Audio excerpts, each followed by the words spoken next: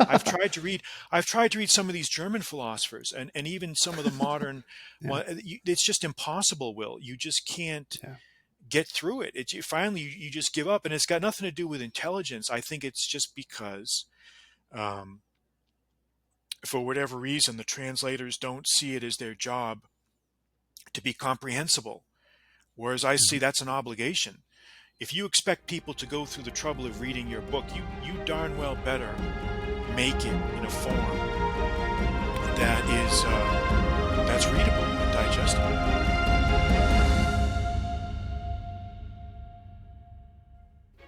Hello, and welcome to the Renaissance of Men podcast, a place for extended, in-depth discussions about the rebirth of virtuous masculinity happening around the world today. My name is Will Spencer. My guest this week is George Thomas, but you may know him better by his pen name, Quintus Curtius. He's an attorney, MIT graduate, former Marine officer, author, and the translator of the timeless work of philosophy, Cicero's On Duties. Cicero wrote On Duties to his son, passing along fatherly wisdom to aid the boy in his education. And it just so happened that the father was one of the wisest men of his age, or any age for that matter. And in that bond, we see what's missing from our era and so many prior. That singular, signature experience in a boy's life when his father says, "Son, this is what I know."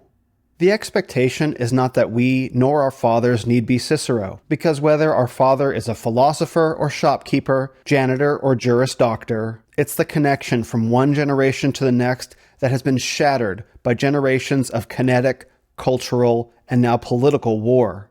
And the gift that Quintus Curtius has given all of us as men and women is to reach back across 2,000 years before the Christian era to find a snapshot of a moment between a father and son that I think all of us are longing for. Then QC, as he's known, brought that moment forward in time to us, rendering his translation in modern, readable English that demonstrates Cicero's brilliance and character, and, for a moment, the loving heart of a father. I strongly recommend everyone watching head over to Amazon and pick up a copy of the translation today. In our conversation, George and I discussed his own background and life path, the origins and structure of On Duties, philosophy and time travel, the value of men's anger, men's obligation to pursue virtue, religion versus philosophy, and finally, an appreciation of fine firearms. If you enjoy the Renaissance of Men podcast, thank you. Please share this episode with a friend. And don't forget to like, share, and subscribe. Plus, you can find me on both Instagram and Twitter at Ren of Men. While my YouTube channel is relatively new, this is actually the 100th episode of my podcast. Thank you for joining me for this milestone. And you can hear an extended version of this essay in the audio podcast. See the link in the description for more. And please welcome this week's guest on the Renaissance of Men podcast for my 100th episode, the translator of Cicero's immortal On Duties and himself a man for all seasons, Quintus Curtius. Hey, George, thanks for joining me on the podcast, Mr. Quintus Curtius, sir. Thanks for having me, Will. It's a real pleasure to be here. I've been really looking forward to this conversation. As I think I mentioned our initial chat, this is the 100th episode of my podcast.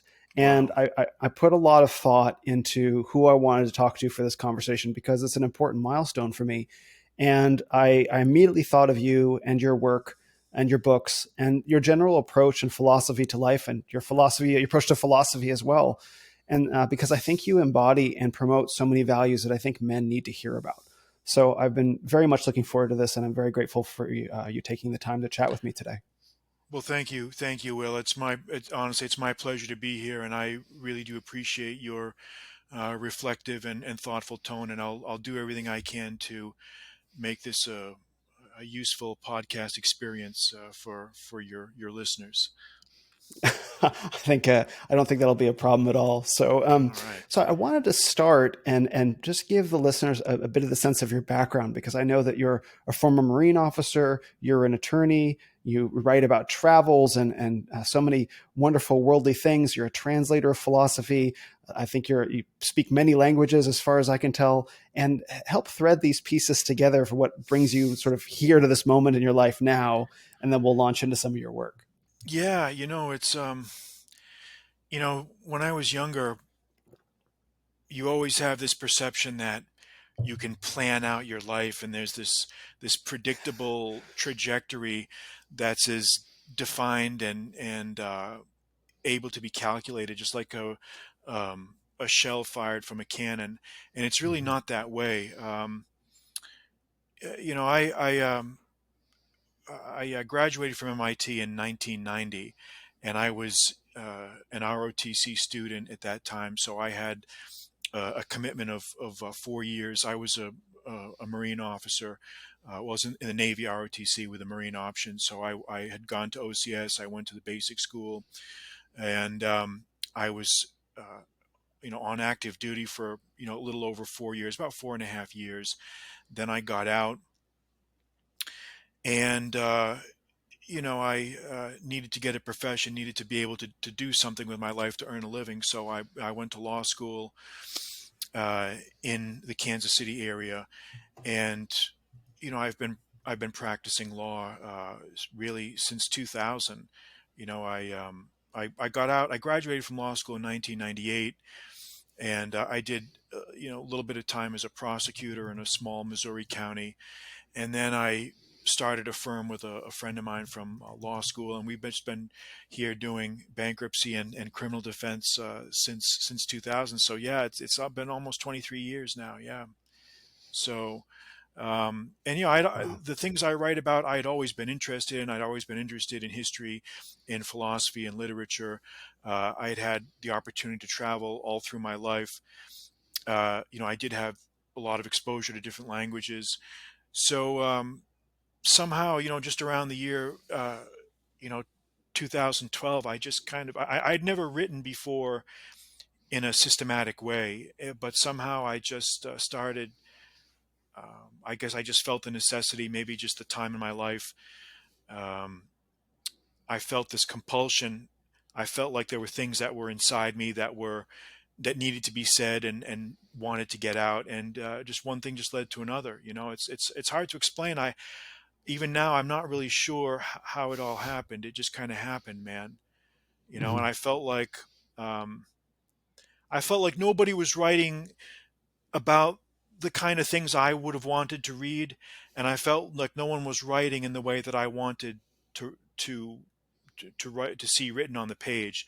So I just said to myself, I can do this, um, and since I feel like this is something I can do, and that no one else is doing it, I better step up to the plate and just start doing it.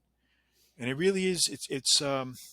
I know it sounds, because everyone thinks you plan these things out and everything kind of, and maybe some people's lives are that way, but um, I'm 54 years old. I just turned 54 a few months back, and uh,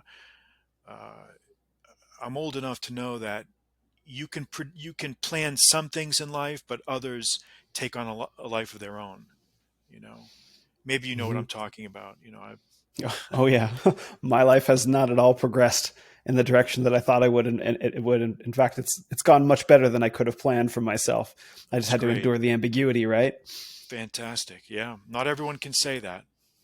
That's right. That's right. Yeah, it's a product of a lot of hard work and a lot of faith, and a lot of blessings as well, for sure. Yeah, that's right. So, as you moved into writing, which one was your first book? You also have a blog with many wonderful articles on it, a podcast as well. Yeah, yeah. The first book that I published was in 2014, actually 2014, and that was called 37.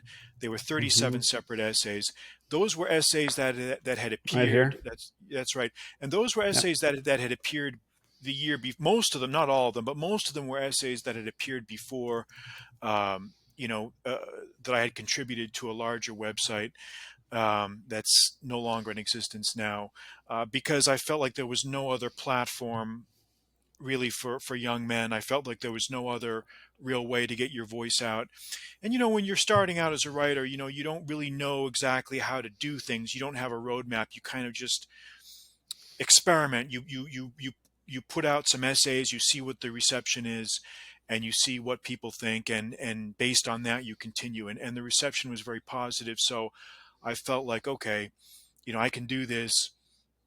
And I felt there are like-minded men out there, like-minded individuals. Maybe it's not just men. There are a lot of women. I would say you'd be surprised. I would say probably a good half of my readers are women, maybe even more. I Hmm. don't know. I mean, I don't know. I mean, they tend to be very intellectually curious. Intellectually curious. Um, I think they have all the same needs that men do in some ways in terms of examples, role models, ideas. So we all should be, benefiting from each other. And I don't see myself as targeting one audience specifically. But just, I Hmm. guess, just by nature of, maybe the subject matter, um, maybe it just by default it tends to attract men, which is fine. It doesn't, it's, whatever. Sure. Um, so anyway, so once 37 came out, and then the year after that, I put out another collection of essays called Pantheon. And then again, the idea came to me to start, doing original translations of some of these classics that I had always felt were very important. Again, because I felt like the existing translations were not adequate. They were not up to the level where a modern reader could just pick them up and just kind of, I mean, Hmm. obviously the material is not, it's not like reading a pulp novel. I mean, you have some minimal effort needs to go into it, but these books are not inherently technical or arcane Yeah. or complicated. They've been made out to be by some people who don't really want, or for whatever mentality reason or habit reason, they don't really know how to uh, make this material accessible to a modern audience. But I felt like there was a real need to to particularly Cicero, to put him in Hmm. an idiom that was modern, that was understandable, but at the same time is accurate, scrupulously accurate to the original text. And that's important to me, because I Hmm. don't believe in sort of this free range translating, sort of doing your own. It's got to be precise. It's got to be scholarly, rigorous. It has to have, I think, annotated footnotes to explain, because a lot, as you know from On Duties, there's a lot of things in these books that, Yeah. names of people, names of places, names of battles and philosophers that are not familiar to the modern reader. Hmm. And you've got to put that in a note somehow, footnote, and explain these things, because otherwise you're just going to alienate people. So Yes. that's kind of how that started. And um, On Duties was a real success. I mean, I was shocked at how I never expected the response level. I mean, it just exploded Hmm. to the point now where a lot of On Duties, and also or I say Tusculan Disputations, and on Moral Ends. I mean, these are being used in schools now. I've heard. Yeah. I get emails from readers and teachers who actually use them as in both in instruction at home, for self homeschooling, and also in classroom settings, because there's they are designed really for the they're meant to be, not meant to be, but they're designed for they're not written for specialists. The Yes. specialists already have their own way of doing things, but these translations were really designed for what the original author intended. They were designed for the general reader. Cicero Hmm. was not writing for other philosophers. He was not writing Yeah. for he was writing for the average Roman. And that's been my, I think, focus, is to try to carry out his original intentions. Hmm. And I think You that know. was the thing that stood out to me most as I started really getting into the book, because my experience of reading philosophy is that the translations are very dense, very hard. You have to think very hard to work your way through it. And as I started reading On Duties, I found myself really enjoying the process of reading it. Like, it invited me into the text, and I felt like I could understand Cicero's character, his heart, the message that he was Yeah. trying to bring across to his son. And I can't think of a book of philosophy, not that I've read that many of them, but I can't think of a book of philosophy that I enjoyed reading so much and that gave me such a powerful experience of the process, you might say, of philosophy itself. Like Wow. I really genuinely enjoyed reading it and Well, found I'm myself really happy. I wanting to mean, I'm read it. so just to hear you say that really, it really, I really appreciate your saying that because you know, when you're toiling away night after night with these, Yeah. and I'm not trying to gain sympathy or anything, but when you put your heart and soul into these, when it's truly based on love, and I truly do Hmm. love these books because I do think that they're redemptive. They help just like in the same way that you found them redeeming, and they restored your confidence in I think philosophical books. I had exactly the same way, and I wanted to transmit that to other people. And you're right. I don't know why. With most of these books, besides mine, the most recent translation is like 100 years old, and they're Mm. just done in this Victorian English that's very stilted, that's very tortuously complicated. You have to. It's not enough just to literally translate word. You have to also, sometimes extremely long sentences need to be broken into parts so that they can be more readily digestible. Um, and once you go through that, and I think that's where the value of the translation lies is the fact that you have a final product that is accurate, but at the same time is not just a horrible experience. I mean, I've had the same. I've tried to read. I've tried to read some of these German philosophers, and even some of the modern. Yeah. Well, it's just impossible. Will you just can't Yeah. get through it? Finally you just give up, and it's got nothing to do with intelligence. I think it's just because, um, for whatever reason, the translators don't see it as their job to be comprehensible. Whereas I see Mhm. that's an obligation. If you expect people to go through the trouble of reading your book, you darn well better make it in a form that is that's readable and digestible. Mhm. And I think what sets On Duties apart, maybe from some of the work of the German philosophers, is it's Cicero writing to his son. And so Yeah, he's not going to write his younger son, his young son, who's under the tutelage of another philosopher, and it's a gift. In fact, the closing lines of the book. I mean, I can read them in a minute, but the closing lines of yeah, the book, like, it would bless me if you read this, but it bless me even more if you incorporated these principles into your life. So as he's writing, producing this gift for his son, naturally he's going to write it in a way that his son can read, as opposed to some yeah. obscure method that his son's going to have to crack to understand. It's a very different approach than like Kant or whatever. And that's right. And there's a real heartfelt sincerity that comes through also. I think you can probably detect that. That's one thing Yeah. I've noticed. And I've translated of Cicero's works as well. The first Stoic Paradoxes was the first. That's a very short work, but Stoic On Duties, On Moral Ends, and Tusculan. I'm working on a fifth right now, which is the Nature of the God. Well, that's going to come out later this year. But you get a real feel for the personality of your subject, and Mhm. there's a real passion that comes through. His interest in philosophy is sincere. Um, he does have certain personality traits. He likes to. There are times when he can be very carping and very Yeah. mocking and sarcastic, but that to me that kind of adds to the endearing value of. So I mean, some of it is scalding. Some of it is very Yeah. mocking. Just and it's amusing. I mean, some people were turned. I've been. You read that there are some readers that have been turned off by that. Like historically, I think. I think it was who was it?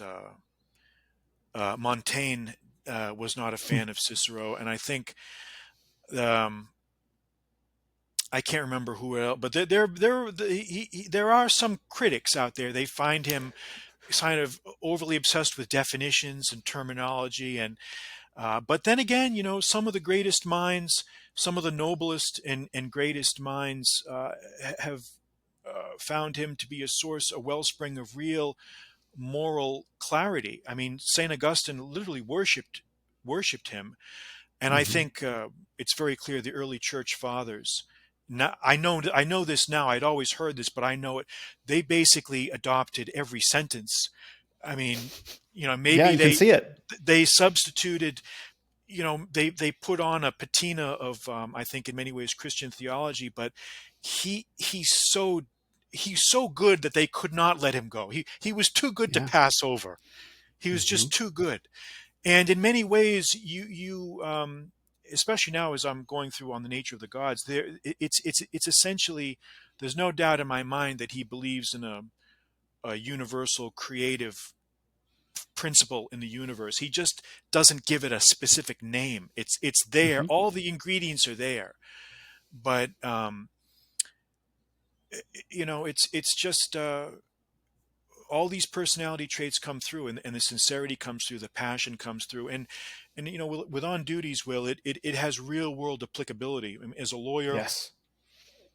you're going to find, I mean, it's really about conflicts. It's about how to reconcile conflicts. If you've got, and you're going to find yourself in these every day. I find myself in them every day. When you have a situation where there's a conflict between what's advantageous and what's morally correct, how do you Apparent reconcile? And conflict. you're right. And everyone says, "Oh, well, that's common sense." Well, no, it's not common sense. Hmm. It's not, No. because you have to be told these things. It has to be discussed.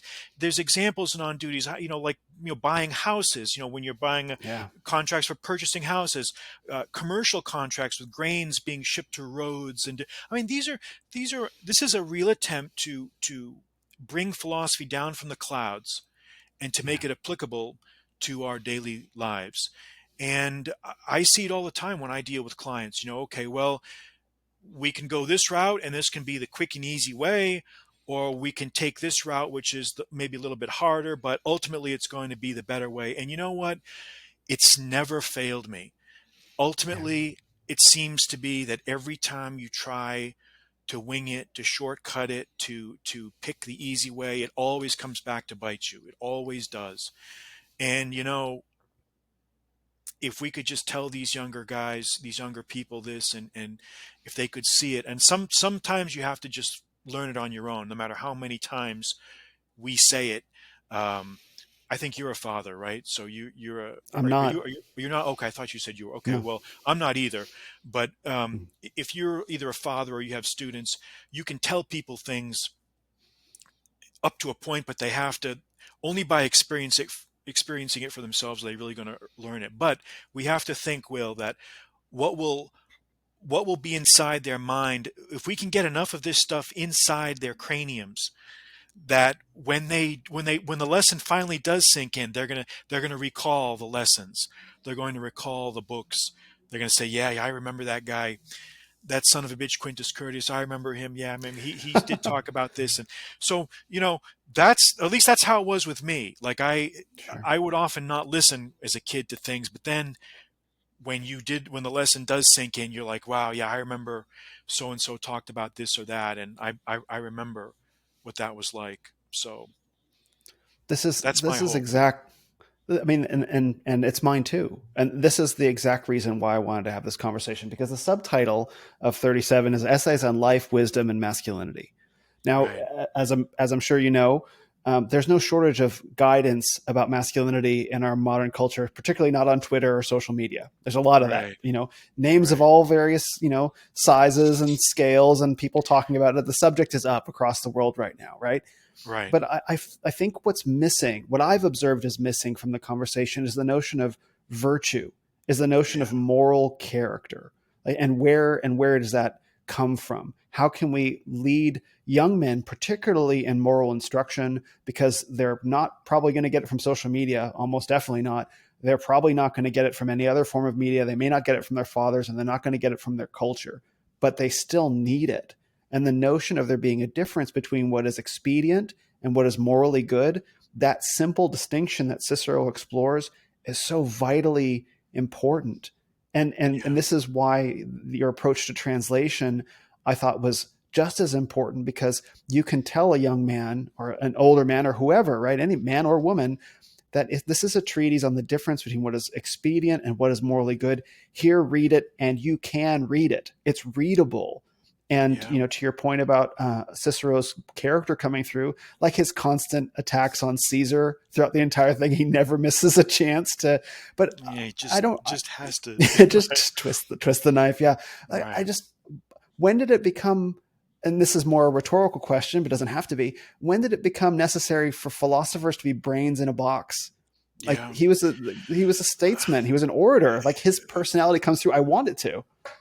Will, I don't know. I don't know how it happened, and I'm glad that you, like in 37 and from 37 and Pantheon Digest, it sounds like you picked up on maybe my sole focus. It seems to be on everything. It's about virtue and character, everything, Mm-hmm. because this was a kind of a obsession that or a realization that I came to from not just reading Cicero, but other classical works, the historians, the playwrights.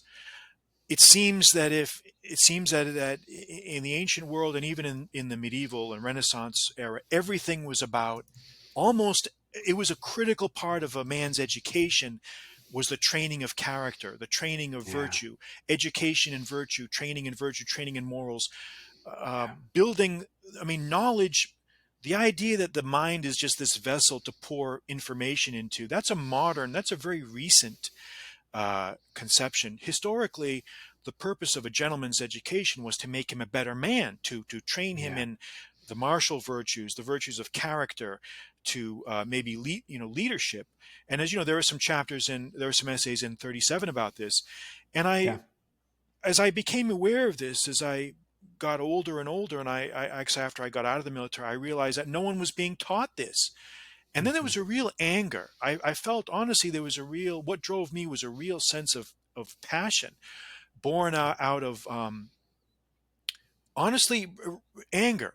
Yeah. Not in a negative way, but in a positive way. Like, we have got to do something. We have got to get this message out there, because there's a concerted effort by some forces, I think by some forces in society, to strip these works of their true meaning, to Mm-hmm. try to denigrate and to try to invalidate or palliate the real message behind, or the substance of classical literature.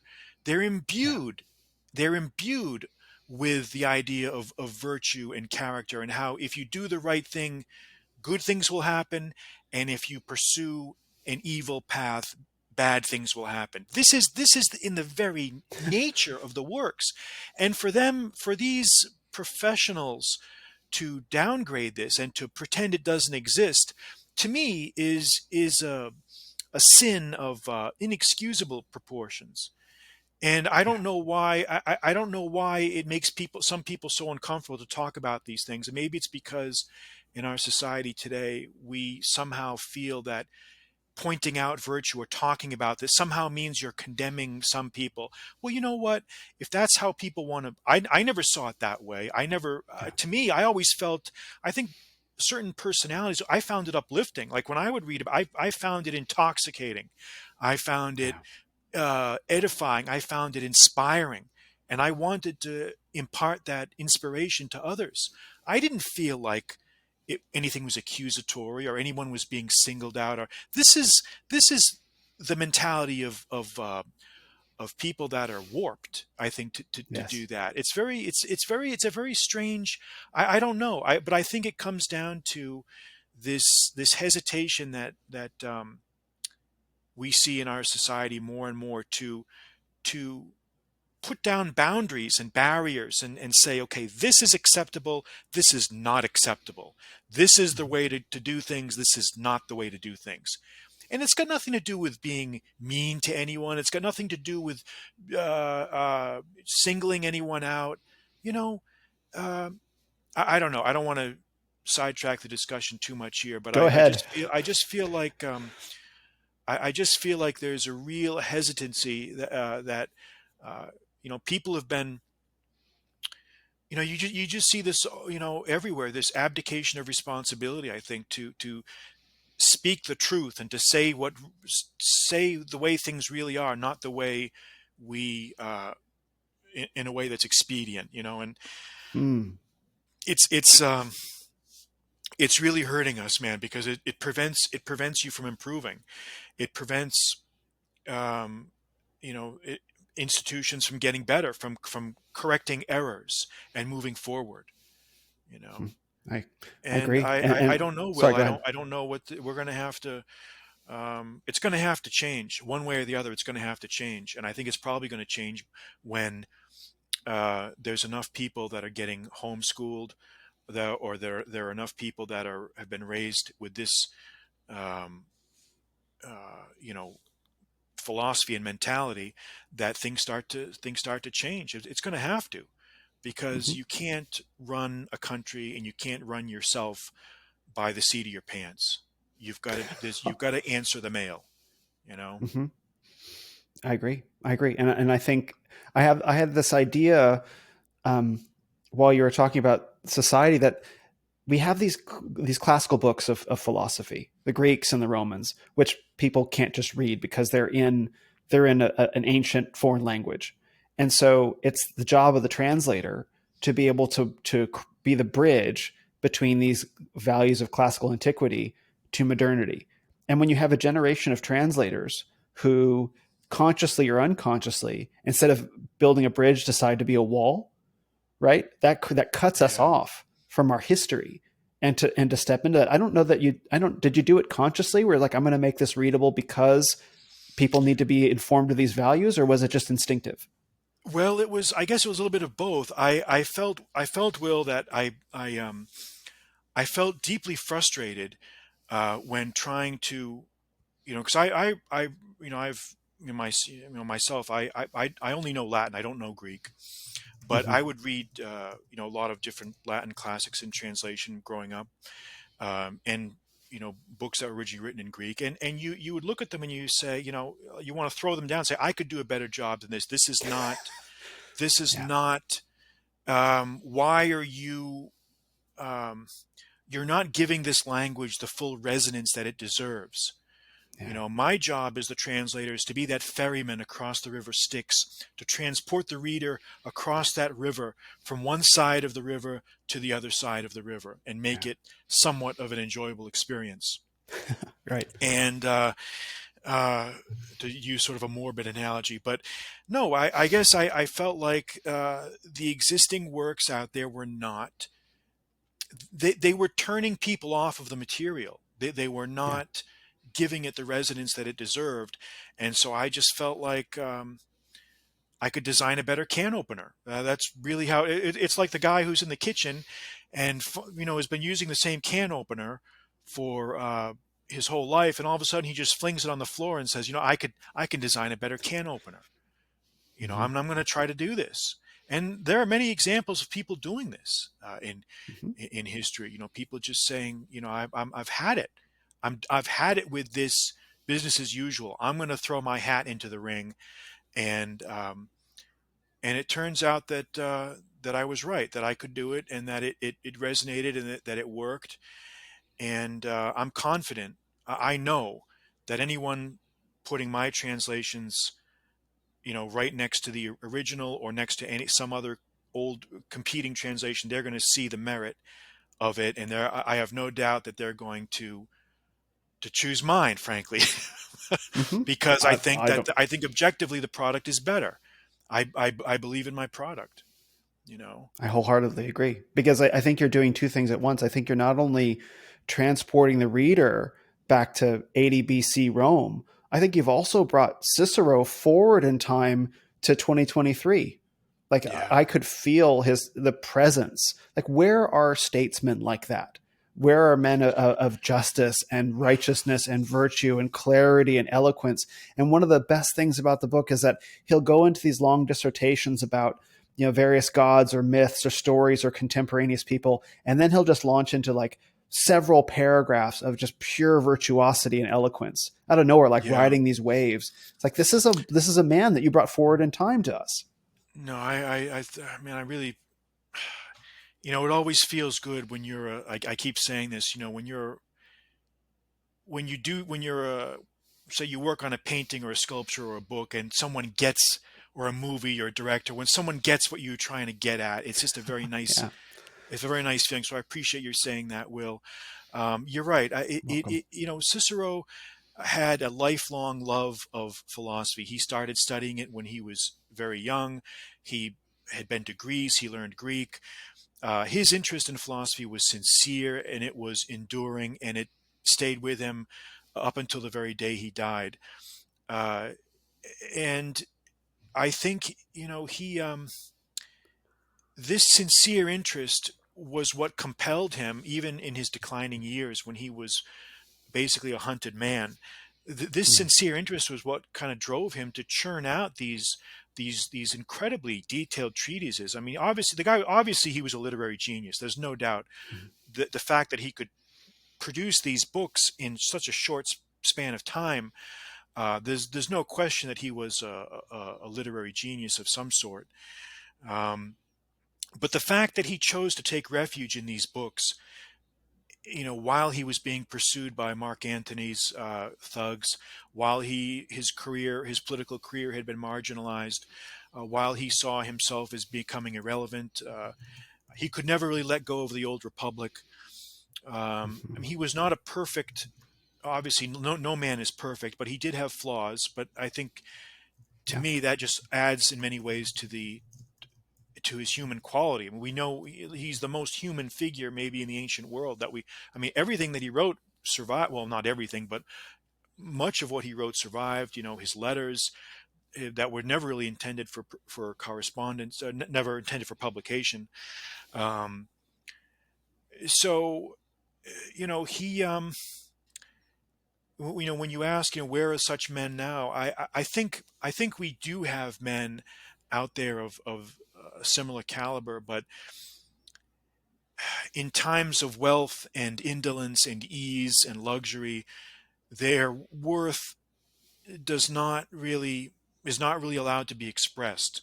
Only in moments of crisis can such leaders really come to the fore. Because when things are good, when everything is going well, no one wants to hear about duty and obligation. I mean, they should, obviously, but it's yeah, not many people, and that's why you know um, you're never going to. There's always going to be, as as I joke about on Twitter a lot, you're always going to see these scam warriors and con Mhm. artists talking about you know cryptocurrency and getting rich quick schemes, and you can tell these guys, and you can tell them, hey, look, this is you're being led down a path of fraud and literal, but they're not going to listen until Mhm. they suffer the pain, until the lesson is made clear to them. But after that, then they will remember. Then, but so we, if we can only reach a few people, we will have done our job. I think that's really I how I see agree. it. And there are so many men that get taken in by these frauds, and what they learn from that is not Cicero's lesson, which is there's that what is morally that is morally good is also expedient, and what is expedient is also morally good. That Yeah. you can't actually separate the two. If you do No. something that seems expedient, it by nature cannot be morally good, right? And instead of Right. learning the lesson of like there's no moral virtue in expediency as such, instead they learn to take the expedient path. They learn the wrong lessons. Like, oh, well, I can, if other guy is getting it over here, if he's getting rich quick, why shouldn't I? And they all get led down that path to become scammers themselves in various ways. And you're never gonna. I mean, I've been in my job, I practice, well, besides bankruptcy, we do criminal defense, and, you Yeah, know, um, you see it over and over and over again. I mean, they may, the path of expediency may work for some time. It may seem like it's working. And there are even some that appear to get away with it. But in the long run, there's always a very, very severe price to be paid, whether it's with your soul, your relationships with other people, your relationships with your family, the toll it takes. I mean, I would even go so far, Will, as to say there's a physical degeneration that takes place when you lead a 1,000%. corrupt life. When you lead a corrupt life, when you lead a, a degrading life that is far from the path of virtue, when you do that, you can see the physical deterioration of, and I mean that in a literal sense, as you can, the skin becomes crinkly and the shoulders hunch over, and you adopt a posture, this furtive crabbish posture.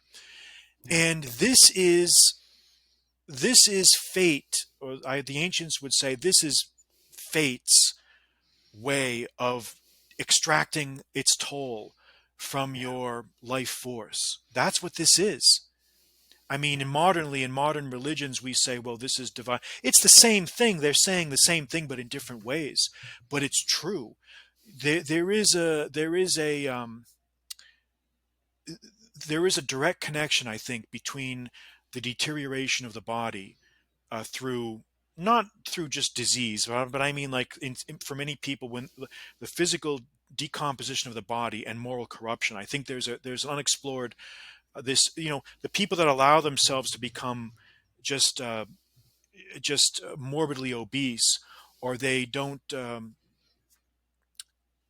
behave like good citizens or good family members or good spouses or good husbands or wives or brothers or sisters or whatever. There's a price to be paid for this, Hmm. and you can tell them, you can tell people, and maybe, a certain percentage will get it. Some will just say, "Oh, well, you're just being a square. That doesn't, that's old fashioned, and nobody, you know." And then, but then they find out, and then they Yeah. find out, and they find out that there's and we see the price. You see it in the news almost every month, every week. There's some. Oh, I remember. Oh, okay. Well, you thought that was the way to go. Well, now look at you now. Look at where you are now. Look at, and um, it's but it's hard, man. I think that one of the reasons, Will, is it's the the reason why it's such a hard sell is because there's nothing glamorous about it. There's nothing glamorous about being told about. I mean, to guys like I mean, we guys like us, people that I find reading about this, I find it inspiring. I mean, and Yeah. I'm not because I certainly am not any more virtuous than anyone else. I only claim to want to learn about it. I only Yeah. claim to be enthusiastic about it. Um, the only difference is I believe that there is a normative standard out there that we should aspire to. But there are some people who don't even think that they think anything goes, nothing matters, everything's relative. It doesn't matter what you do. You can just sort of get over on people. You can scam, you can abuse people, you can scam, you can lie, you can cheat, you can do all these things, and there's going to be it's just, hey, it's just on to the next gig. And Hmm. um, I think some of this is personality driven. I think some people are just born with an innate interest in these things. Hmm. Um, but I guess the difference between, and getting back to kind of circling back to Cicero, he certainly was a flawed man. He certainly was not any more virtuous maybe than anybody else. But I think the difference is he at least tried. He tried. He at Hmm. least made an effort to codify, to put down on paper that there was this school of thought said this, the Epicurean said this, the Aristotelian said this, the academic said this is what I believe. He at least thought that there was a standard to aspire to. And that, I would argue, that is what separated him from his contemporaries. And I think that's what really separates a good man, because we're all mortal. Um, we're all subject to the passions of the moment. We're all equally uh, I'd say sinners in a way, if you want to use that. Hmm. We're all equally susceptible to the slings and arrows of fortune. But I think what separates a man who tries is someone that at least recognizes that there is a standard, that um, there is something that we should aspire to. Because you have to give people something. Will, you have to give them a standard. What are you going to tell people? What are you going to say? You're just going to say, oh, just go out and do whatever you want and nothing Right. matters. And what are you going to tell kids? What are you going to tell your students if you're a teacher? What are you going to tell your clients if you're a lawyer? What are you going to tell your men if you're a platoon commander? Or you're just going to say, no, you gotta, there's got to be a standard. There's got to be some sort of um, aspirational standard. I think that's what so many, and I think that's what maybe what you found attractive, what I found attractive to it was that here at least is something. Here's a man that's going in 180 degrees different from modern society. He's telling us that wait a minute, you got to do this, you got to do this, and they're leading a bad life ends up a certain way, and leading a good life ends up a certain way. And Yeah. yes, virtue alone is sufficient for a happy life. And yes, maybe the old wisdom is true, that it absolutely is true. And I think men are, I think a certain a class of men are actually thirsty for moral education and virtue. And what Yes, I found really powerful about Cicero is he's a pre-Christian philosopher. He was writing in yes, 80 BC, and also on the back of the book, I didn't know this. This was the second book. On Duties was the second book ever yeah, printed after the that's right, Gutenberg Bible. that's right, How that's incredible right. is that? And I can see why. Because in those days, it's a manual. I mean, Mhm. because I think, well, classical learning in the medieval slash early modern period was obviously much more pervasive than now. I mean, there was, I mean, Yeah. we there were not a lot of books. I mean, that would, I mean, in some ways they were maybe better off than we had because there was less distractions. All you had was the great Yeah. stuff. There was only good Right. things. There was not. I mean, well, Yeah. I mean, look, there is some writings of inferior quality in every age, but let's put it this way: they knew what the good stuff was. Those, Hmm. just like we talk about those church fathers, Jerome, Augustine, uh, Thomas Aquinas. There's a reason why everything that Cicero wrote was preserved. I mean, they knew what the good stuff was. Okay, they were Yeah. not fools. They were not. They found him basically and just as inspiring as uh, any as anyone else.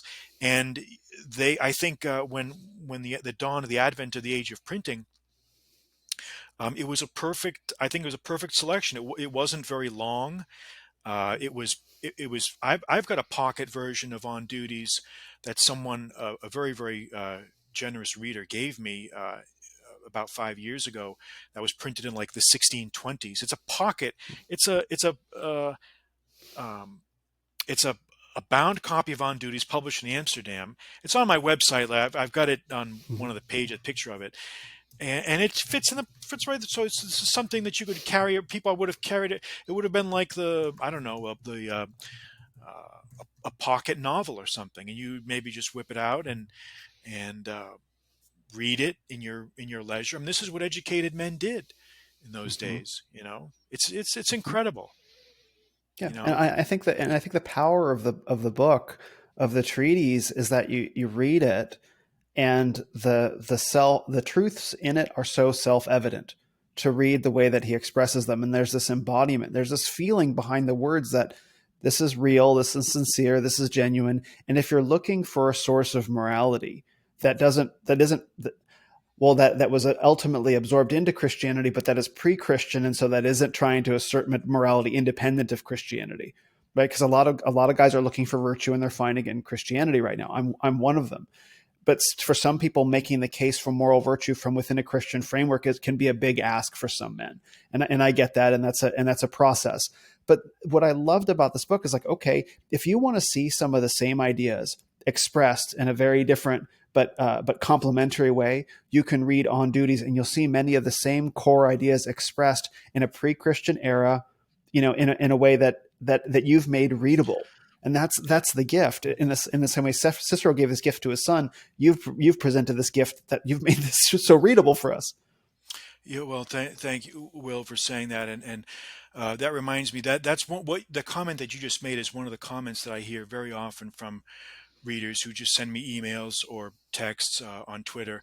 They say, um, and you even see it in the reviews on Amazon. Like people will say, "Boy, what I was shocked, especially Tusculan disputations, they'll say, what shocked me was just how much this just seems very much like the Bible. Like the lesson is Yeah. exactly."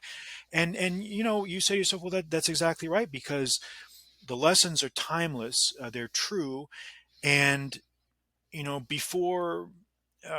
In the pre-Christian era, this was the only way really to impart these lessons of morality and character and virtue It had to be done through these philosophical schools. Hmm. Religion in the ancient world, in the pre-Christian era, was very different than there was many different cults and sects, and um, not all of them. I mean, in general, they were very tolerant of each other, but there was no real sort of kind of binding, um, sort of overarching framework that could be applicable to everything. I mean, I don't. I guess this is not the place to really get into a big discussion of Sure. monotheistic religions, but um, one of the, that was about as good as you're going to get in for that era. I mean, that was really an attempt, like you said, to codify these principles and put things down in writing in a way that could be understandable and digestible to the average person. That was what Cicero's audience was. He was not writing for professional philosophers in Athens. He was not writing Hmm. for professional philosophers in Rome or the Near East or Alexandria, Egypt. He was writing for his fellow countrymen. In fact, you may remember, he thought this was going to be his biggest legacy, was this project he had of sort of importing Greek philosophical ideas into Latin and Latinizing them. And I see myself as carrying that tradition on by, taking his Latin and putting it into English and disseminating it, um, for the instruction of our peers who need it more than ever. I mean, have we ever needed this more than now? I mean, all we have to do is look around. I mean, Yeah. we're drowning in narcissism and corruption and moral corruption, and I mean, it's I'm just speechless. I mean, it's just it's all you have to do is step out your front door, and you just find examples. I mean, even in my own lifetime, I don't know how old you are, but I'm Mm. 54, and even in my own brief lifetime, I just seem things seem to have I don't know, unwound at a startling rate. Hmm. It's And you say to yourself, accelerating. what happened? How did this happen? And the answer is because the people that were tasked with stopping with imposing a standard did not uphold the standards. The people that were tasked with being the gatekeepers of institutions did not stop things when they first started. And this is how these things happen. You accept one little thing and one little thing and one little thing, and before you know it,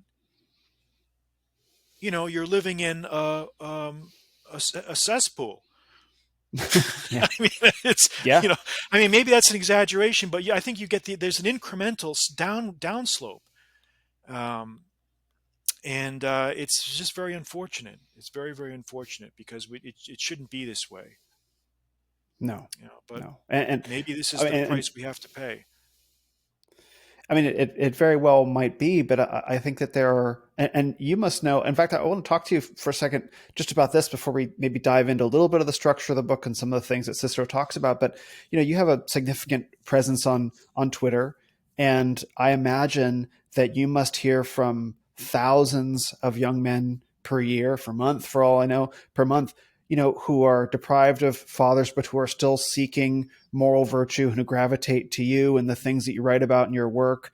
And so you must see this firsthand with the men who come to you, maybe some of the men that have you on their podcast. Like, they're looking for something, they're hungry for something that they've never received, and they find it in your work and they find it in the things that you write about. Yeah, go ahead. Yeah, well, I think that's true, Will. That's definitely true, and I do get a lot of younger guys that reach, and some older guys too that reach out, Yeah. and they share there. And I love hearing from them. I love hearing their experiences. I do my best. I mean, a lot of my podcasts, I try to answer questions. You may have noticed that a lot of my podcasts are in response to questions, or just simple moral issues that are going to come up in life, in work, in life, in relationships, in family, things like things like that. So I try to be as responsive as I can, because I enjoy doing it. Maybe it's just my personality, but also I feel like I didn't have a brother growing up. I had two sisters, and I didn't really have anyone to kind of bounce these ideas off of, to share these things with. And I, would have wanted someone to do it for me. I did want someone to Mhm. do. I didn't have In those days. We didn't have an internet. In the 80s and 90s, there really was no internet. Well, there wasn't any Mm. internet at all. The Yeah. internet was the telephone. Excuse me. Yeah. So, you know, um, yeah, I mean, but guys are. I mean, most of the guys that reach out, deep, they kind of know. A lot of them, in many ways, they know the answers to the questions they ask. They just want to be reassured. They just want Mm. to reach out. They want a pat on the back. They want someone to say, "You're doing a good job." They want someone to say, "Hang in there." They want you to Yeah. say, and yeah, I know, I can just feel it because I've been, I can, you can sense the way people write, the way they talk. I mean, there are some people that are genuinely baffled by things, but most of them, they want to reach out, and uh, they just want a kindred spirit to pat them on the back. And that's what I love Yeah. about this experience, this writing avocation that I've taken on, I guess, in the past decade or so. People are just like us, man. Nobody has all the answers, but I think they can tell if you're sincere, if you're Mhm. trying. And I started out, when I started out, I said to myself, I'm never going to try to be something I'm not. I'm never going to portray myself as something I'm not. I'm never going to claim honors I did not earn. I'm never going to bullshit these people. And I'm going to, if I don't know something, I'm going to tell you I don't know it. But if I do have an area of experience or expertise, I'm going to share that. And I think people appreciate that. I think they can sense. I mean, people aren't stupid. They know if you're trying. They know if you're sincere. Um, so I guess that's always been my operative method, and I think it works. And yeah, I'm not gonna you know uh, you know be the go-to guy for selling foam rollers and PDF book. But I don't want to be. That's not what I want. I don't want Yeah. to. I don't have any interest in that stuff. I have Yeah. no desire to do any of that. And again, there's nothing wrong with that too. Look, there are some. I will concede. I will say that. Look, everyone's got to find their own method. There are some guys, and I've said this before in podcasts. I mean, there are some guys that maybe they need a certain uh, motivator and a certain personality type to motivate them. They need someone screaming at them and doing all this stuff. Yeah. Maybe that, look, whatever gets you off the. My feeling is, whatever gets you off the couch, whatever gets your juices flowing, whatever gets you off the couch, whatever seems to work. Fine, as long as you're not wasting your money, as long as you're not throwing your money away, spending thousands or on these ridiculous seminars and courses and things that you don't need to do. Uh, you know, I guess everyone's going to be a little bit different, but I can only kind of tell you what I think is right and what I think is appropriate, and um, I just try to say things as speak the truth about what I see, and I hope it resonates. Will Maybe it does Mhm. with some, maybe it doesn't with others, but um, I'm young enough and dumb enough to keep trying. May we always be so. That's right. And I think that's the thing that like when I first came across your Twitter account, that came across was a very was a very contained sense of moral outrage and a calling to a higher standard. Right? There was a feeling in your Yeah. content of like, I'm not okay with the way things are, and I know that as a well-read and learned man, I also need to offer the higher standard that men can aspire to. And it's Right. that juxtaposition. It's not like outward expressions of rage and anger, because I think that there is a very necessary form of anger towards the modern world. I define anger as a legitimate emotional response to a crossed boundary. Anger is how someone is Yeah. crossing your boundaries. So be sensitive to that. Now, that doesn't mean you have to react out in violence, So, what is the proper response to anger? Is to say, here we can build a society that respects and encourages people to have boundaries, and governments as well, and businesses, etc. Yeah. And so, to Yeah. call men toward that higher standard, I think is that's what I felt and what I was reading from your tweets and from your posts is calling men to that higher standard, because we have to do better than this, right? That's what I always felt. Well, that was what I'm glad that that's what came across, because that's exactly what my intention was. Wonderful. There certainly is an edge. There is a sort of an acid at times that really wells through in real anger. Sometimes I have to control Yeah. it. I have to maybe sometimes do a better job at controlling it. And the profanity. That's kind of comes with the territory, just based some of the military background stuff. Yeah. I mean, some of it.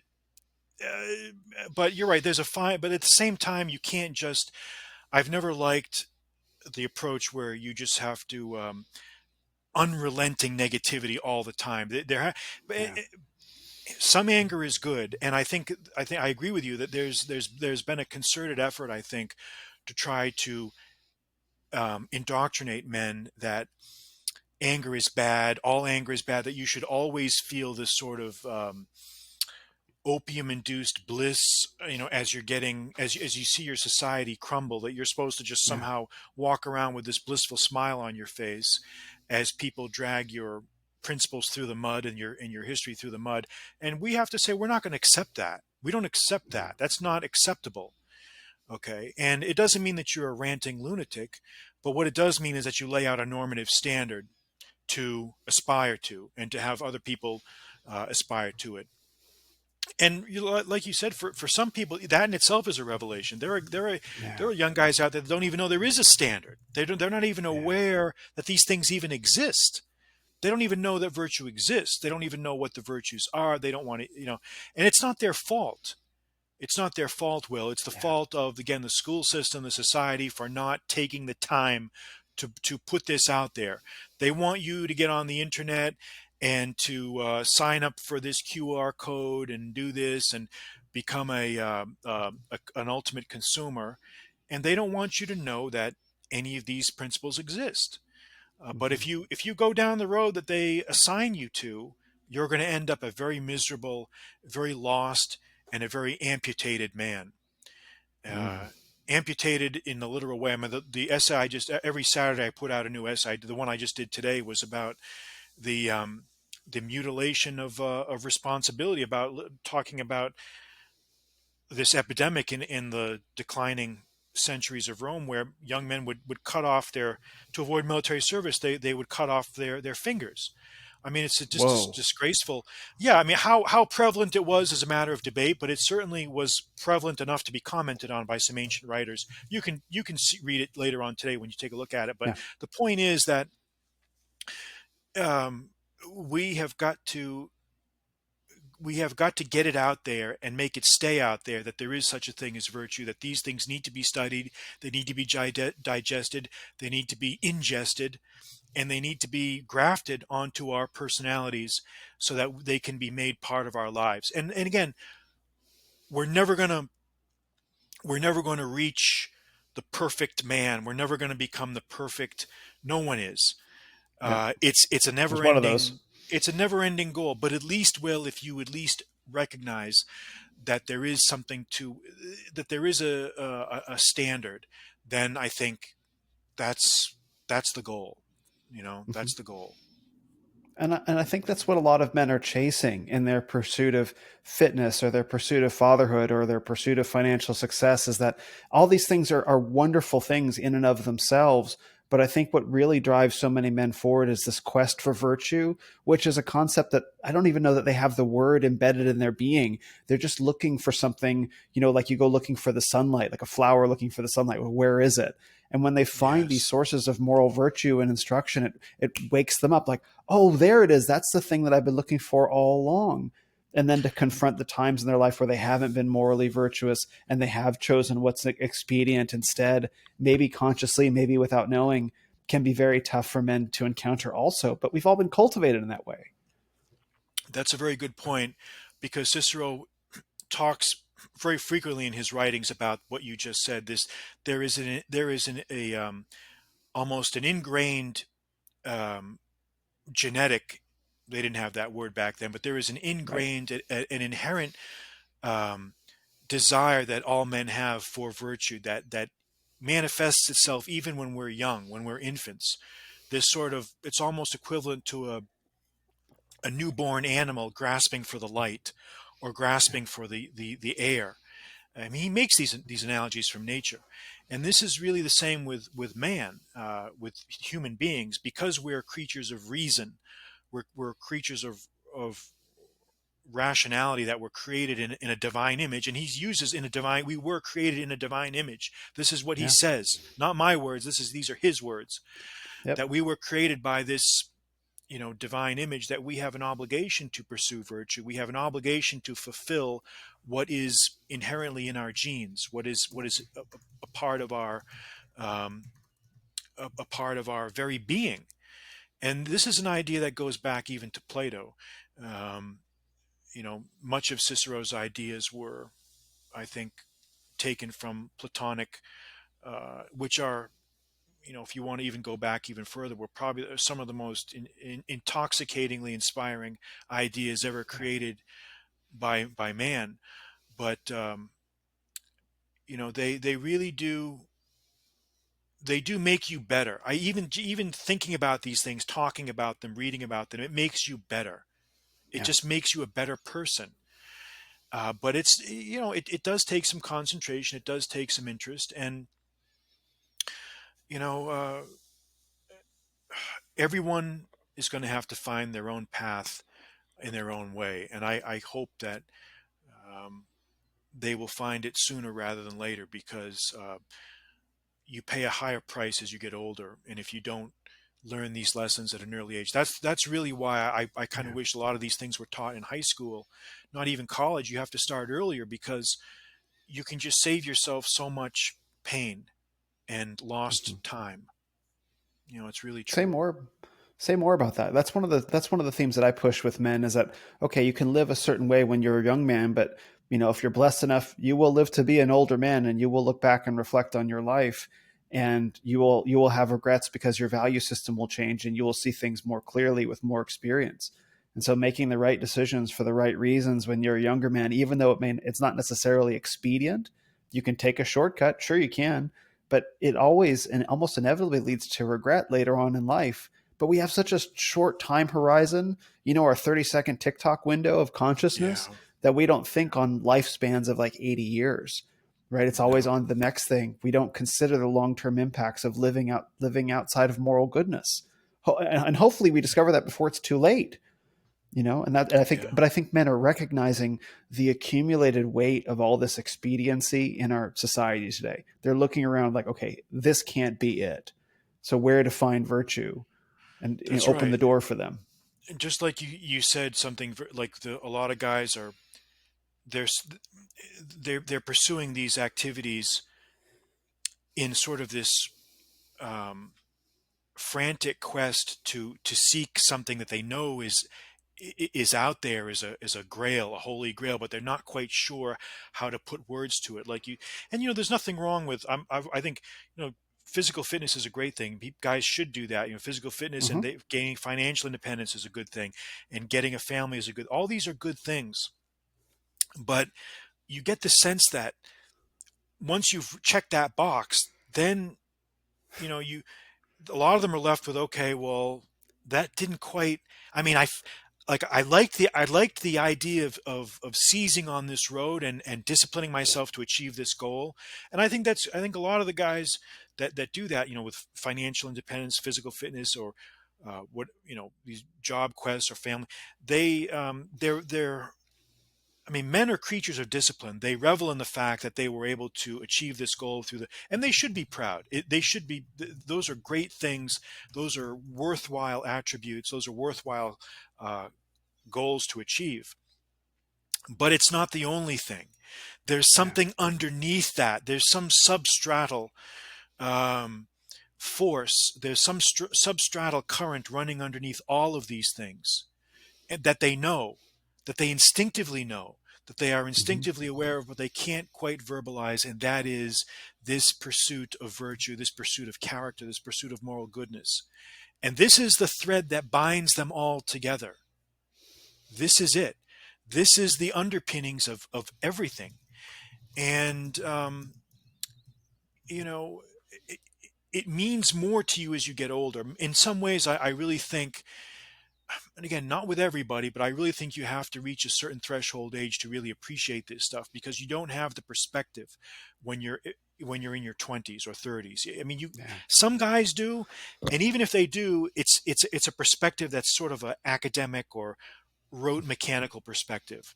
It's Yeah. not in your soul. But when you're in your 40s and 50s and you've seen these dramas play out over and over and over again with people's lives, you don't just know, you know. I mean, you Hmm. don't just know with a lowercase k, you know with a capital K.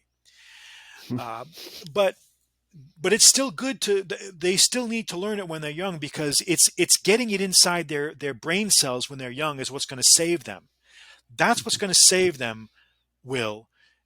Even though they don't have a deeply imbued knowledge, a seasoned knowledge that an older man might have, if you can get it in their heads, there's always going to be some voice. So that when they're standing on the edge of that precipice, when they are perched on the edge of that moral conundrum, when they are trying to deal with that conflict, of that ethical conflict between expediency and expediency and moral goodness, there will be some voice in the back of their head. There'll be the old consul, you know, you know, Marcus Tullius Cicero will be in the back of their minds, wagging his finger at them, badgering them, saying, "This is not what I taught you to do. This is not what I raised you to be. Don't you disgrace me." And if we can get that in their minds, then I think we will have achieved, in many ways, much of our goals. I agree. Whole amen to that. Right. Like Yeah, the idea, and that's what I think is so great about On Duties is it's very clear that this is Cicero trying to pass this very thing that you're talking about to his son.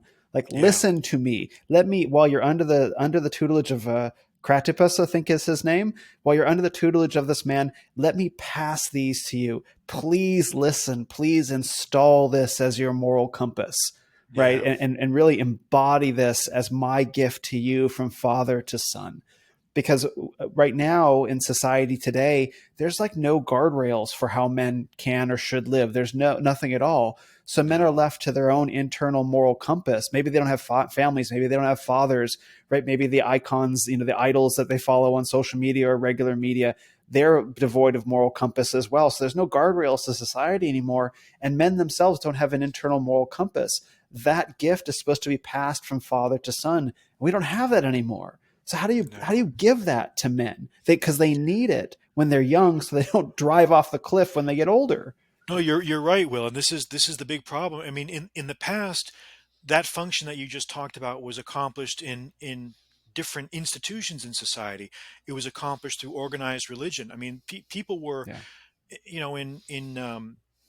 hundreds of years ago, people grew up in a profoundly, in all parts of the world, like in the Middle East, the religion was much stronger there. In Europe, I mean, people grew up with Christianity as part of their educational. So these moral lessons were sort of automatically grafted into the educational system.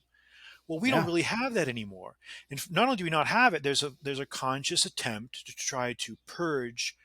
Um, and again, that's maybe a discussion for another day. But there's a constant, uh, I think, effort to try to remove um, these very valid and necessary controls, so that men are just now, these anchors, I should say, that really kept the ships, these anchors and keels that kept yeah, ships stable in motion and stable at rest. That's what these institutions were for: the military, families, clans, traditions, religious structures. All of these things, men in past ages were aided with the assistance of all these institutions, which have declined. Let's face it, yeah, uh, for various reasons. There's some of them are technological, some of them are lack of leadership. Some of them are deliberate sabotage. There are various reasons, maybe a combination of all of them. Yeah. Okay, so more than ever now, it's hard to find your way to this stuff on your own. I mean, I wish I could tell you that I had some sort of magic treasure map that led. I may have been I may have been the one in a million who somehow accidentally stumbled, or maybe was led unconsciously, almost like a sleepwalker. I Yeah. sometimes feel, because I can't explain to you how I don't really know. It just sort of happened unconsciously. Maybe all I can think of was that there was some sort of, there must be something embedded in my personality that just I would just automatically gravitated towards these things. And there are just some people that are just like that.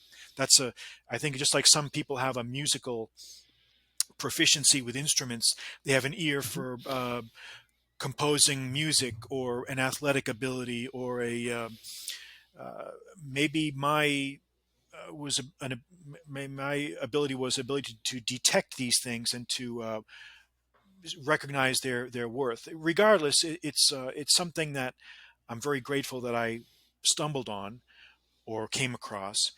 And you're right. Most people cannot arrive at these things without help. We've got to, Yeah. and you know, it's a constant, it's a battle that you've got to be prepared to fight every day. It's not something you just turn on as a spigot and then it's on and it's for the rest of your life. You have to work at these things, and you're going to make mistakes. You're going to have relapses. You're going to have problems. You know, we all have moral failings. Hmm. No one has more of them than I do. I mean, I'm always trying to improve myself. I always say, how could I have done this better? How could I have done that better? But I at least try to confess.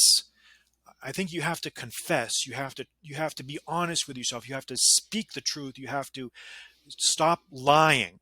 Stop trying to represent things. Stop representing things as you wish them to be, and represent them as they were. Because if you can be honest, if you can start with a position of honesty, you can move forward to solve problems. And that's just how I see it. And Hmm. Yeah.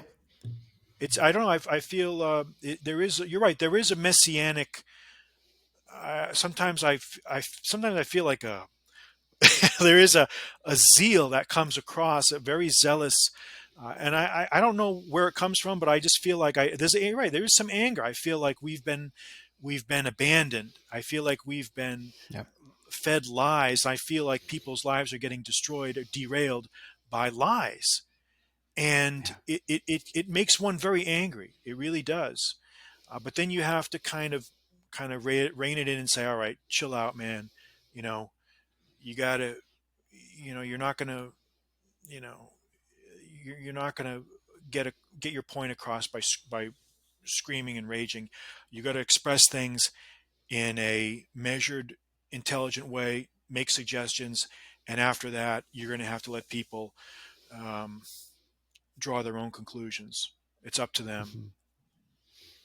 I think as men, we have this innate desire to, draw swords and go charging into battle. Like it's kind of Yeah. woven into us, into our creation. But and there's the desire to do that. Like the Charge of the Rohirrim and the Lord of the Rings. Like we all want to do that. So just let me at him, right? But the Yeah. but the battle is all around us all the time, every day, almost through every channel by design. Again through social media or our own innate vices and our own assertive virtues. So there's really no one direction we can draw swords and charge in, and that's very No, there's frustrating not. because That's the one thing where do I we think challenge it? is, yeah, especially I've noticed from talking to the younger guys, that's one of the things that really I think frustrates them the most. There's no tangible enemy that you can really go after. There's really no, I mean, there is in some ways. I mean, you can talk about this name or that name or this, but it's part of a whole system, and that's why I think Yeah. you've got to, if you want to do something tangible, you've got to lead by example. You've got to you've got to educate yourself. You've got to lead by example, and you've got to try to convince other like-minded individuals of the value of your of your position. And beyond that, there's just you have to kind of wait and see, and look for ways to change. Look for ways to change things in your own local area. Just I Hmm. think just what we're doing right now is I just connecting with like-minded individuals. I know you now. This is the first time we've met. I can see now that we have all these things in common. That's an example of a very positive interaction, and I think we can replicate these types of interactions because I think there are a lot of guys out there that think exactly the same way we do, but Yeah. they just don't have voices. Yeah. This is the power of the podcast medium and why I think people really gravitate towards it right now, because it gives them the chance to sit in the room on conversations that they would like to be having that they can't have with the immediate men in their environment. So at least they get to participate and feel like, okay, I'm not crazy for being interested in this. I'm not crazy for being interested in virtue. I'm not crazy for wanting to go counter to the stream of society that's going off the cliff of Right. expediency. Moral goodness matters to me. Where can I find men like that? And if I can't find them, how can I at least feel like I'm in the room with them while they're talking about it? Right.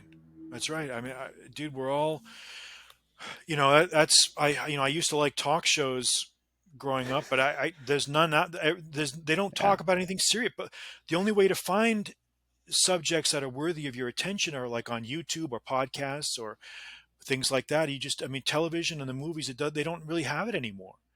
Yeah. There is Exactly. there are no intelligent discussions in the mainstream media. I mean, some, I mean, there's the Yeah. occasional, it's hit or miss. It's hit or Yeah. miss, really. Something will break So, through. Yeah, I mean, I know that we're getting up against your time availability, but I do want to spend just a moment going into like the structure of On Duties, the three books of it, Cicero's intention, where he was at in his life, and sort of break it down for the men that might be, hopefully, many of them interested in reading it at this point. do you want me to do that Yeah, yeah, okay, let's do okay, like, yeah. yeah, let's Well, do it. on duties, the Latin title is De Officiis, which means like responsibility, duty. It's no accent. The English word office is from the same root. When you occupy a certain office, that comes with it. It comes with that office responsibilities. So this three book, it's a treatise in three books. And when I say books, I'm talking about the ancient book, not which would be like a very long chapter by today's Hmm. standards. A book was like a rolled scroll. So it's composed of three books, libri in Latin, and the books concern the first two books cover the subjects of what is moral goodness, and then what is advantageousness or expediency. Expediency and advantageousness are the same thing, the same idea. Hmm. This idea that doing that which is convenient and quick and um, um, readily done, not necessarily what's morally good. And then the last book talks about what do you do when those two things collide with each other. What should be a wise man's response when what is morally right, you know, what is morally right conflicts with expediency. What do you do uh, when that happens? And there are just many examples of that. Should you disclose? Let's say you're trying to buy. Say you're the seller of a house. Um, the example, that's one of the examples if I remember right, and I think it's in the last book. I don't have the book in front of me, but remember when he sells one seller of a house is about ready to sell his property to someone else, and he doesn't disclose that the fishing grounds on the property are not as good as he represented, or that the buyer may have led to be. Well, Yeah, that's do you great. disclose that? Do you just simply sell it to him and say, well, it's your problem, you deal with it? Or do you say, well, look, I need to let you know something, even though I may lose out on the price here, or I may. I may not gain as much money on this sale as I might otherwise. This is the right thing to do. Or let's say there's a famine on the Isle of Rhodes. Remember that one? Yep. And Yep. I'm in charge of some grain ships, and I know that there's a whole fleet of vessels about ready to go there, and I get there first. And should I charge my grain? Should I sell my grain at greatly inflated prices? Or should I say, look, there's a whole bunch of stuff on its way here. I'm not going to gouge you for this stuff. Yeah. That's not a fair thing. I mean, these things sound common sense now, but in the days before uniform laws, commercial laws, in the days before, you know, frankly, in the days before a common religion that imparted a sense of, see, we forget just how much a unifying religion, gave us this idea of moral goodness. These things were not Yeah. common knowledge back in the ancient. These That's right. if you, in fact, some scholars have commented, like if you read Aesop's fables, they're full of miscreants, skullduggery. Animals getting over on the other. The ethic there is who can scam the most. Haha! If you get over on this other animal, then you're the winner. That means you're a great. The ethic is kick the guy when he's down, Hmm. scam as much as you can scam, um, don't look back. That's a little bit of an exaggeration, but the point is that a uniform idea of moral goodness was not exactly common knowledge, and Yeah. we're getting back to that point. I feel like we've gone. I think we're living in an age now in a very irreligious age, in the sense that religion is not, for most people, is not a controlling factor in their lives. Now, again, that's not everyone there, and again, that varies greatly from place to place. But I think we can probably agree in modern Western societies that secularism commands the day. This is Yeah. the secular society. The secular view is what has been adopted by, and I think to an extreme, by Hmm. the modern West. Yeah. I don't believe in theocracies, but at the same time, I do have a very strong belief, and I think Cicero had. I know that Cicero. And I think a lot of the great minds of Western civilization had a very strong belief that organized religion served a very, very useful social purpose. It served a critical and vital need, not only in man's spiritual growth, but also in his moral education. Hmm. It served a very useful function in imparting um, moral lessons through stories and fables and parables that you find, say, in like the New Testament and things like that. I mean, these things were done for a purpose. They were done for a purpose because we can't live in a world where everyone is trying to screw everyone else. A Yeah. world like that, where everyone is trying to scam, where everyone is out for themselves, where everyone is trying to cut each other's throat, that's not a world that works. Yeah. Okay, that's why we don't do that. Okay, but this is the ethic of the dark side. That's what people, that some people are trying to advocate that. So this is why it's so important to have this is why it's so important to have a sense of structure. I think this is what I think why On Duties and his follow-up, or his related treatise On Moral Ends serves such a useful function, because it gives the reader a moral structure without that's not does not have a religious coding on it, because there are some people that turns them off. They find it, Yeah. for whatever reason, they can't get past that. um, I think that's unfortunate. Yeah. But there are some people that, for whatever reason, they just find that you know oppressive, or they don't take the big picture. They don't see that, look, this is part of a natural need in man's development. I mean, organized religions have been around since the very first humanoids scratched paintings on walls, and Mm. it's going to be because this is part of human nature. These are this is part of, I take a very rationalist view of religion, and that's it's a part of, it's a component, a critical component of the human condition, just Hmm. like war or the family. It's an inherent part of the human condition. I think we have to see it that way and accept it uh, for that way. And you can't build a society based on a bunch of robotic, atomized organisms just colliding with each other out of self-interest. It doesn't work. Hmm. I Yeah. mean, you would think this would be self-evident, but apparently it isn't.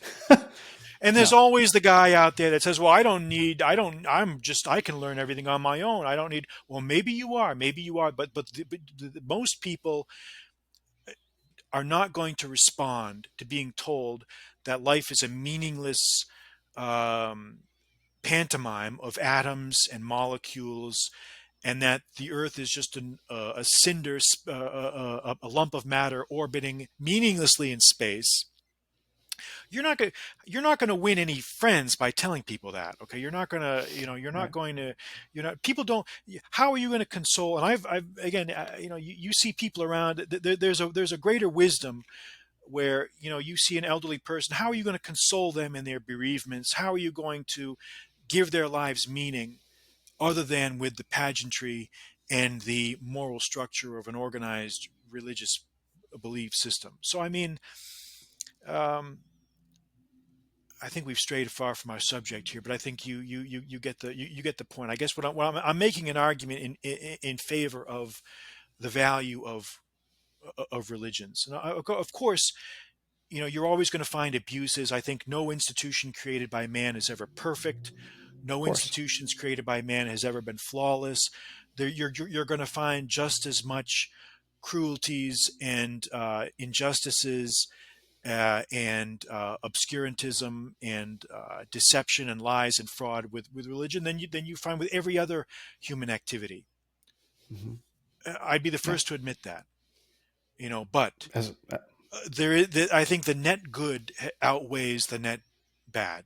I think we can honestly say that the net good is outweighed, and I think anyone that says otherwise, I think really has not lived long enough and has not traveled enough to really see the breadth and the depth of the human experience. And it really comes down to that. How can anyone not be moved by some of the greatest artistic creations ever invented by man were done with the inspiration of religious belief? Um, how can anyone not be inspired by that? How can anyone not be moved by that? You'd almost have to be a reptile to not be to stand beneath the Sistine Chapel and not to feel something. Mhm. I mean, maybe that's just me. I don't know. I don't No, know. But I in agree. any case, and I think that's why. But I think in many ways, I think this is one of the attractions of Cicero because he feels modern. I think in many ways, and I've heard people say this. I think what many people find accessible about his writings is it's divorced from it doesn't have the the um, it kind of rises above all faiths. It's neither Christian nor Muslim nor Judaic nor Hindu nor any other major religion. It seems to be hovering in this historical netherworld Hmm. that everyone can agree on. So in a sense, it's somewhat an advantage. In some ways, it's almost an advantage that he was writing at a period of time that's very far removed from our modern experience because there's no baggage there. Yeah. No one today who's reading Cicero gets angry at the Aristotelians. No one reading Cicero is going to get irate about Epicurus. Or is going to curse his name or throw a book across the room because someone said something good about Cleanthes or Xanthippus or any one of the major. Although that Yeah. may have been true in Cicero's day, but we don't get emotional anymore about Cleanthes or Xanthippus or Posidonius. And this is an advantage. This, I think, is one of the secret advantages. I think in the values in Cicero's writings is that Yeah. there's no baggage there. You see, Yeah. because if you were to put the same thing, and if it were written by some Jesuit or some I don't know some overtly religious figure, you're always going to get people that are going to be somehow turned off, or they're going to bring to the party a lot of baggage, whether Yeah. intended or unintended. And that's unfortunate because I think a lot of these, the best schoolmen, the medieval schoolmen, the best clergymen, the best religious rose above their sect to I think if, and this is true of all faiths, uh, Yeah. whether it's Islam or Christianity or Judaism, the best ones had universally applicable messages, but most Yeah. people are not going to take the time to really probe into all that stuff. And I think one of the advantages of Cicero is that again, it's there's no baggage there. There's no um, people are more likely to open the book with a unjaded, unjaundiced eye, to Mm. use a 19th century expression. The advantage of the unjaundiced eye, Will, Mhm. is there. I agree. So You- those are the three books of to get back. Those are the three books of On Duties. That's the major thesis of the book is to describe these characteristics and what to do when you have a conflict. And in amongst all that, he fills in uses a wealth of examples from Roman history, quotations from Latin poetry and Latin literature, and his own contemporary experience. And so he weaves all this together to form something that I think is uniquely his own. And I think there's a reason why this is one of the most, probably one of the most influential books that up until recent years has never been read. I mean, I count it I'm very satisfied to know that I contributed in some small way to disseminate these works that I think have lain on the shelves for too long, for too long.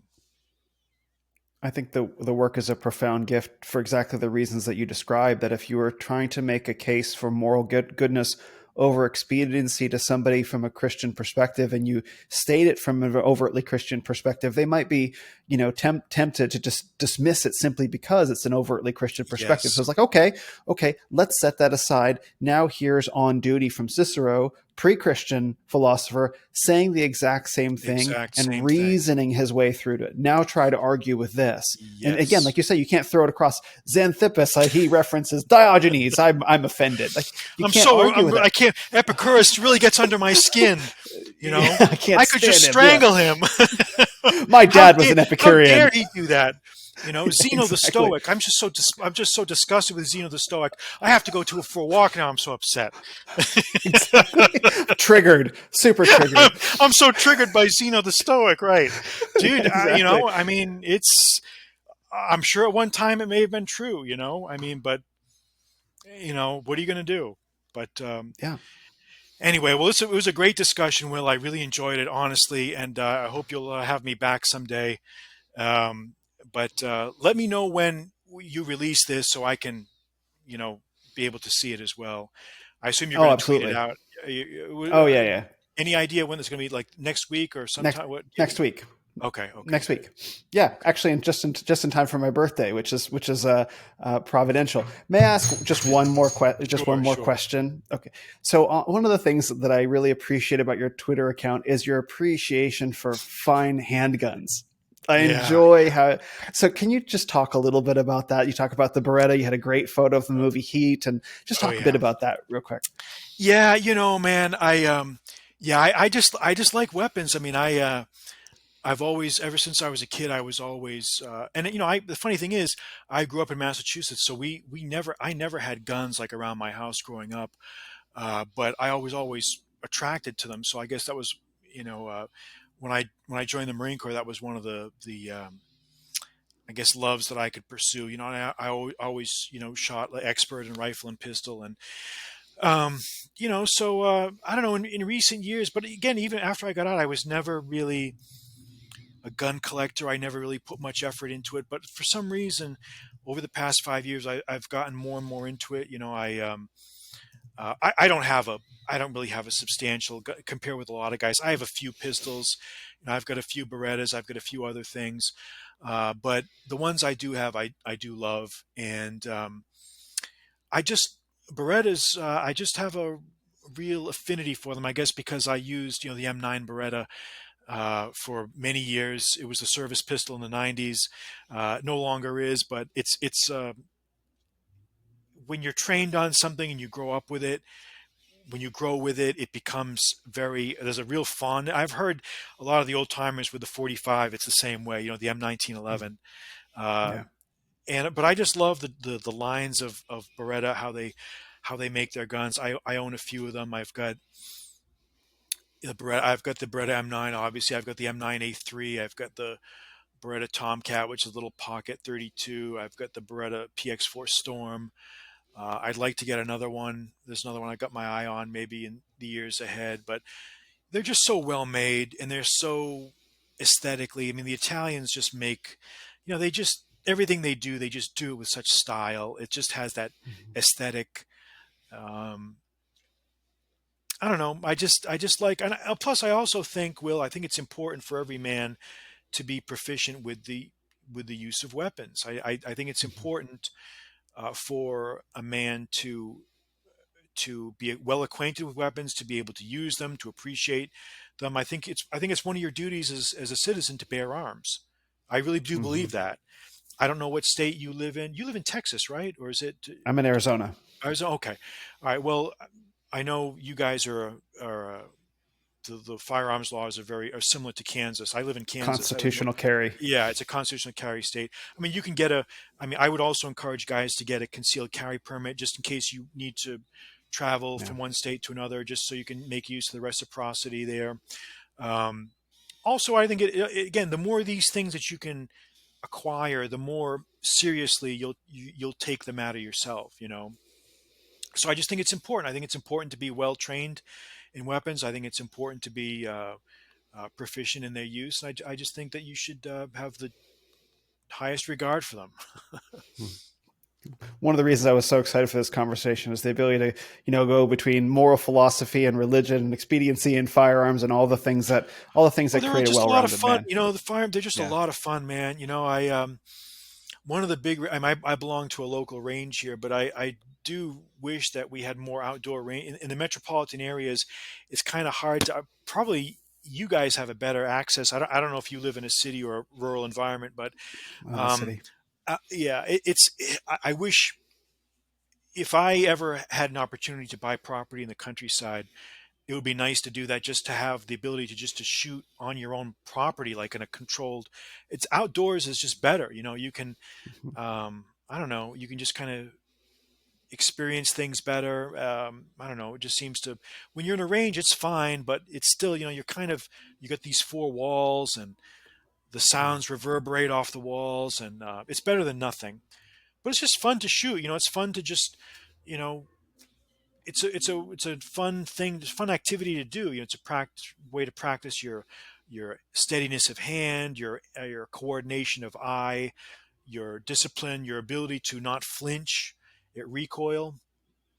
And Mhm. some of these guns, man, are powerful. I mean, if you've ever shot a 44 Magnum before, I mean, I don't own one, but I have a friend who has one, and hell, it was a few weeks back. I'd never fired a Model 29, a Smith and Wesson, the actual 44 Magnum that you see in the Dirty Harry gun. Dirty Harry. Yeah. A friend of mine, he got it from his father, who bought it in the 70s. I guess the gun was like wildly popular in the 70s, obviously, and Yeah.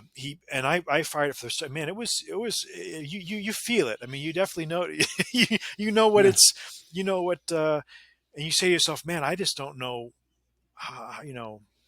if this is, after about 20 rounds or so, is this really something you want to continue doing. But it's the point is, it's just fun. Every from the smaller calibers, the 22s, all the way to the 44 Magnums. It's just fun. It's just a fun activity, um, that has uh, that has value, I think.